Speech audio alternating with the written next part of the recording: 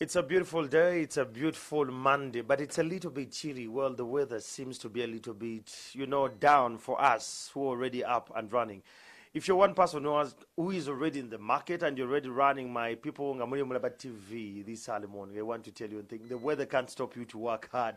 Sugarenga tukola, Sugarenga tuliba kakamu, and those vying for LOC chairmanship, I kindly urge that you campaign in peace.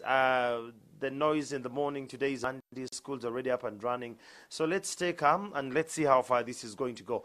And today with me, I have the spokesperson, the head of public relations, Mr. Jonathan Talemwa. He's going to give us an insight of what this whole hype is all about, what are the expectations, and how ready is the Electoral Commission. Good morning, Sebo. Good morning. My name is Jotham Talemwa. I know it's not an Media has always had Jonathan. Everybody calls me Jonathan. Maybe I should change to Jonathan. Jotham, yes. Answer your question. Electoral Commission is ready for tomorrow's election for LOC1. These are elections. The country has waited for quite some time. 17 years. People are very excited. Yes. The mode of voting has excited people, looking at what happened with the women. The excitement was high. They enjoyed lining up. Yes. Contrary to some fears that had been generated by some quarters that lining up was not the best. Actually, after women's elections, some people said, well, this was the best. Maybe we should explore the possibility of lining up for even higher offices. So, back to tomorrow, Electoral Commission is set. We have all the voters registers in the village as I speak to you now. The villages are 60,800 which will participate in voting tomorrow. The other materials, the forms were dispatched a long time ago. We recruited our polling day officials and trained them, so they are also set. We are only calling on the country, all the people who registered for voting, to turn up tomorrow, exercise their right to vote, and elect leaders of their choice. Talking about elections and electing the leaders of their choice, this initially was actually thought to be a non-partisan kind of election. What is your comment on that? Do we have people running? Should people be running on party lines? Or I don't know. I don't remember either of us saying it should have been a non-partisan election, because we're in a multi-party dispensation. So parties have been at liberty to forward candidates, their flag bearers. But it does not remove the fact that there are also independent candidates who are standing in this election. So yes, it is multi-party and independent candidates at liberty also to compete. And the age bracket here, we looked at, did we get it, is it from like 20 and above? Because where I stay in Chihuahua, it happens to be like the LOCs, all the age brackets I'm seeing, they are 30, 40, 35, 45 and above. We even have one of 70. I think what people need to understand is that as long as you are 18 years, you are eligible to vote and eligible to contest to be voted for. So even in this election, the voting age is 18, the contesting age is 18 and above. Okay. You talked about the lining up, the mode of election. You said it excited some people when it came to the lady, a woman councillor from the local council. Some people have fears. Mr. Jotham, I was in Kasangati a few days ago, and people are worried. People are like, this is going to stir a lot of hatred among the communities. People they are not sure this is actually going to work out. And on the flip side, you're saying that it's one of the mode that people have actually praised on this other side. This is the experience we picked from the conduct of women councils and committees at LC1 level, which were held last week. People have been excited. They are happy. They are telling us, by the Electoral Commission, this is very, very good. You vote somebody and he really believes that you have voted for him or her. Unlike the secret ballot where somebody will keep wondering, did he vote for me?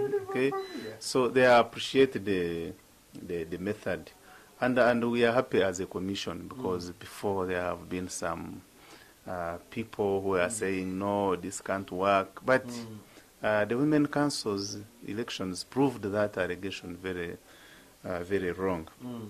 Maybe if you give me an opportunity, many people have concentrated on the mode of voting. Yeah. And they have missed out on the advantages of having these leadership committees at the village level. Okay? The advantages are very numerous.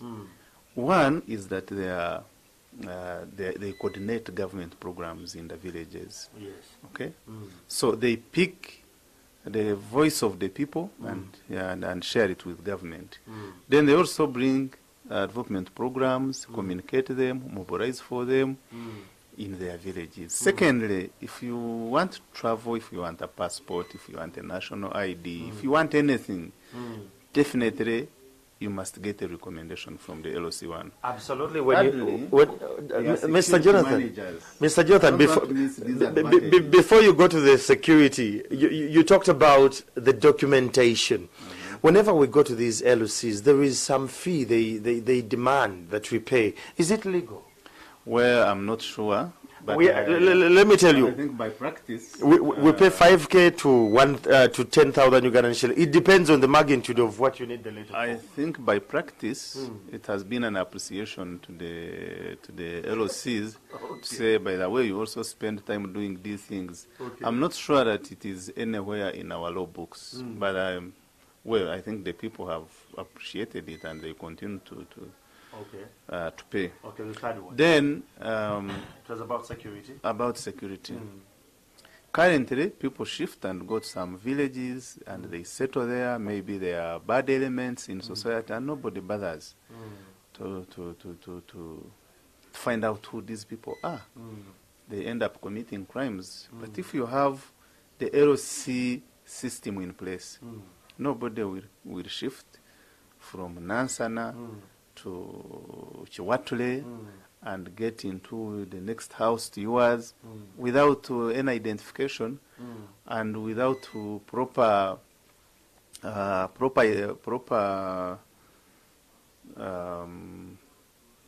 presentation to the LOC. The LOC would want to know who is this person amidst us. But as of now, it has been different.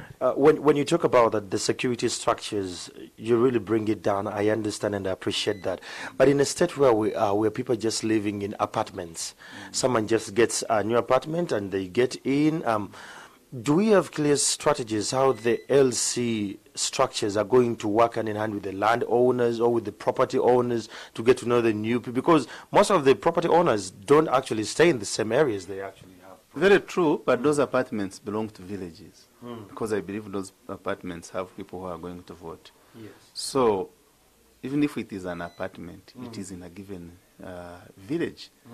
So the LOC still takes charge of those apartments. They would want to know who is in these apartments in our unit.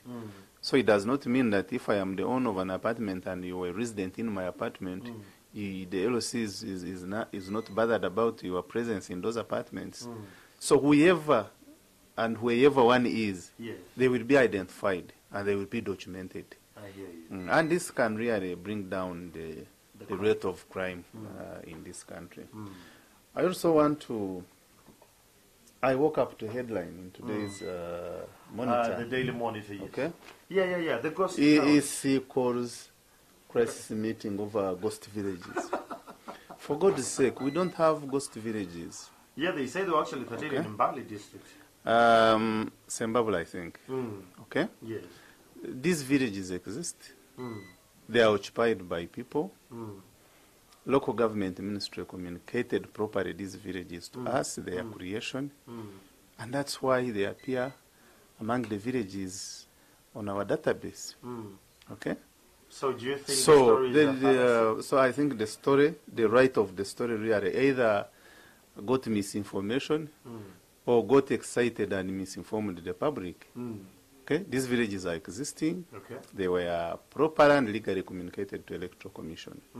Okay, the meeting we have called, it is not a crisis. It is to clarify to the people who were petitioning about these villages, yes. to help them understand Okay, maybe they are the very people who misled the writer, but we don't have coast villages. All our villages, the list is on our website. Okay, they can be verified and confirmed that these villages exist. I have seen interviews in the press quoting the Minister of Local Government that they are going to make corrections on their part. If that is true, that's fine. But for us as Electoral Commission, okay, what we have was properly, legally submitted to us. So we are not calling a crisis. There is no crisis here. There is no crisis. I hear you.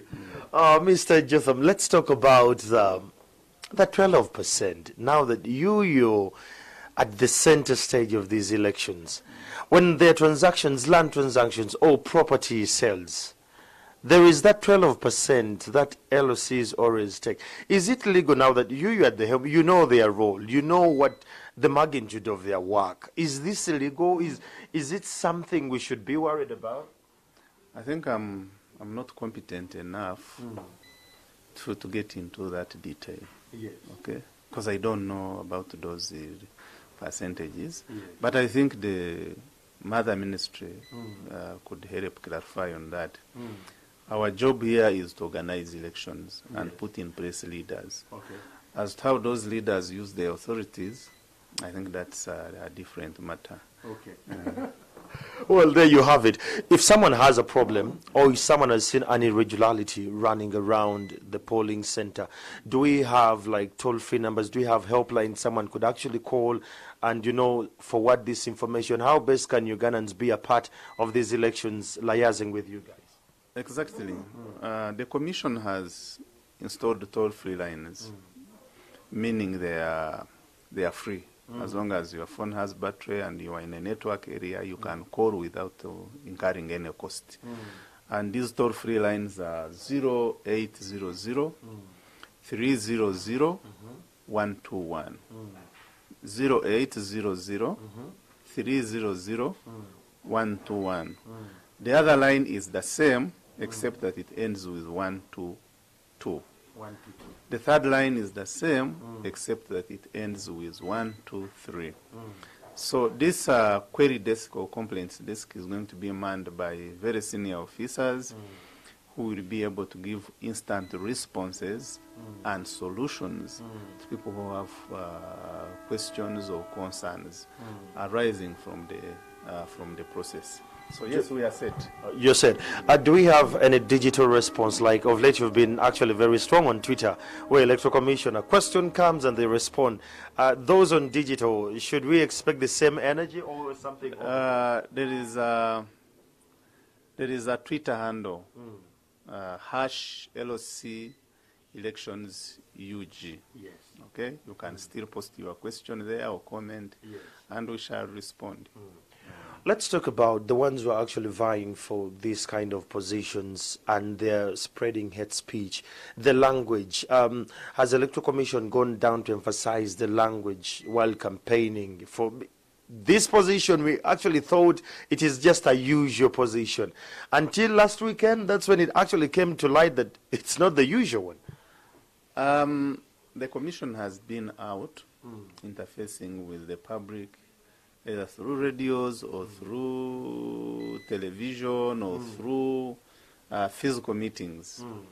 And we have been emphasizing the need to stay away from hate speech, to stay away from smear campaigns. Because remember, these are villages. The villages are not so big. People know each other. There is life after these elections. Okay? If you have been neighbors, you are going to keep neighbors. You are not going to shift because so and so didn't support you. So we are advising and informing those contestants, their campaigners, that hate speech or smear campaigns against an opponent can land you in jail.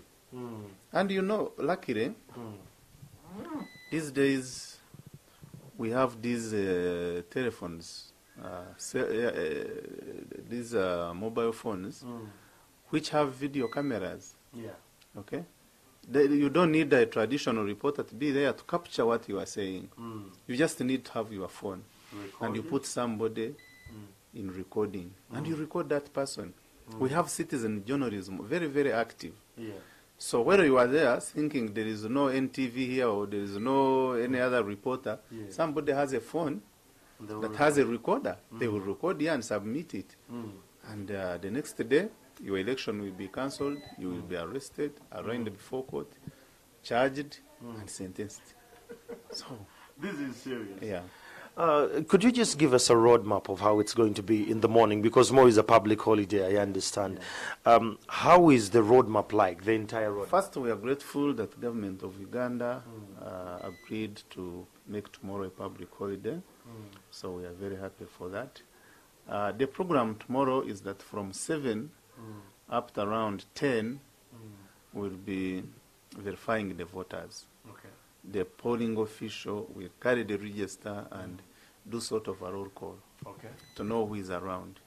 If you are found that you are not on the register, but you are among the people who are there, you will be advised to leave. Because, because you won't participate. So why waste your time there? And why will you be part of those who are going to vote?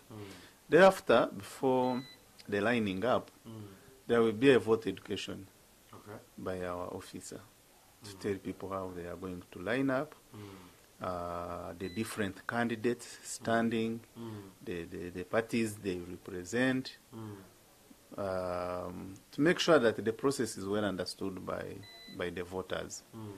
And we are looking at for 30 minutes, I think from 11:30 to midday. I need to be very sure on that. Is, lining up, educating the people to start. Education will have, vote education will have ended. So immediately after vote education, we line up. Then you will be required to line up behind a candidate of your choice, or his agent or her agent, or the poster of that very candidate. The aspirants allowed to still mobilize for votes around the polling station? No. And if so, what is the penalty for such? No, because that is part of vote education. Tell people that you are not supposed to campaign. This is polling day.